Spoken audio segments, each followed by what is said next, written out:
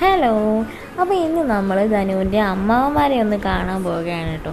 കുറേ നാളായി അവിടേക്കൊന്ന് പോയിട്ട്. പിന്നെ അമ്മാമ്മയ്ക്ക് ടാറ്റയൊക്കെ പറഞ്ഞു.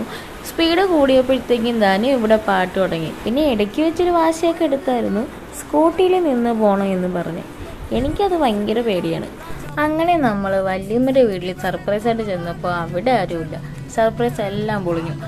അങ്ങനെ കുറച്ച് നേരം വല്യമ്മക്കകത്ത് വെളിയിൽ നിന്നു. പിന്നെ അവിടെ കുറേ ചെടി ഉണ്ടായിരുന്നു. ഈ ഒരു ചെടി എനിക്ക് ഭയങ്കര ക്രഷായിരുന്നു ഒരു സമയത്ത്. അങ്ങനെ നമ്മൾ പിന്നെ തിരിച്ചു പോയി. പിന്നെ നേരെ എൻ്റെ മമ്മിയുടെ വീട്ടിലേക്കാണ് പോയത്. അവിടെ കുറേ നേരം അമ്മാമ്മയും മോളൊക്കെ കുറേ കാര്യങ്ങളൊക്കെ പറഞ്ഞ് കളിച്ചു. പിന്നെ അവിടെ നിന്ന് ചോറൊക്കെ കഴിച്ചിട്ട് നേരെ എൻ്റെ ചേച്ചിമാരുടെ വീട്ടിലോട്ടാണ് പോയത്. ഇതെൻ്റെ അണ്ണൻ്റെ മക്കളാണ്. പിന്നെ അവിടെ നിന്ന് ടാറ്റയും ബൈബൊക്കെ പറഞ്ഞ് നേരെ നമ്മൾ ആദ്യം പോയ വല്യമ്മയുടെ വീട്ടിലാണ് പോയത്. ഇതാണ് എൻ്റെ ഇളയ വല്യമ്മയും വല്യമ്മയുടെ മോനുമാണ്. വിശേഷങ്ങളൊക്കെ പറഞ്ഞിട്ട് നമ്മൾ പെട്ടെന്ന് തന്നെ ഇറങ്ങി. നല്ല മഴക്കാറുണ്ടായിരുന്നു. മഴ പെയ്ത് തുടങ്ങിയപ്പോഴും നമ്മൾ ഒരു സ്ഥലത്ത് കയറി നിന്നു. പിന്നെ നല്ല രീതിയിൽ മഴ കൂടി. കുറേ നേരം നമ്മളവിടെ കയറി നിന്നു. അതിൻ്റെ ഇടയ്ക്ക് ധനുമോക്ക് ഒരു ചിന്ത, ഇവിടെ നിന്ന് എങ്ങനെ രക്ഷപ്പെടാം. അങ്ങനെ മഴയൊക്കെ തോന്നി നമ്മൾ വീട്ടിലോട്ട് പോയി.